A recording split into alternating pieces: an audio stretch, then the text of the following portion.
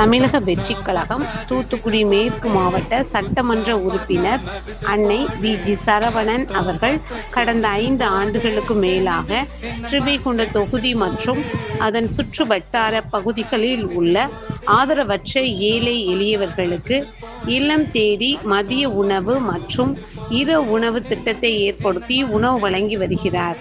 இந்நிலையில் தமிழக வெற்றிக் கழகத்தின் 5 பெரும் கொள்கை தலைவர்களுள் ஒருவரான சமூக ஆர்வலர் அஞ்சலை அம்மாளை கொள்கை தலைவராக அறிவித்ததன் ஏற்பால் தமிழக வெற்றிக் கழகத்துடன் இணைந்து தமிழக வெற்றிக் கழக தலைவர் முதலமைச்சர் திரு விஜய் அவர்களின் ஆசியுடன் கழக பொதுச் செயலாளர் அண்ணன் புசி என் ஆனந்த் அவர்களின் வழிகாட்டுதலின்படியும் 13/5/2026 இன்று 1399வது நாளாக ஏரல், உண்டியலூர், ஸ்ரீவைகுண்டம், கோட்டைக்காடு, சிறுதொண்டநல்லூர் மற்றும் கீழமங்கலக்குறிச்சி அதன் சுற்று வட்டார பகுதிகளில் உள்ள 163 ஆதரவற்ற ஏழை எளியவர்களுக்கு தமிழக வெற்றிக் கழகம் தூத்துக்குடி மேற்கு மாவட்ட சட்டமன்ற உறுப்பினரான அன்னை வி.ஜி. சரவணன் அவர்களின் சார்பில் மதிய உணவாக முட்டையுடன் கூடிய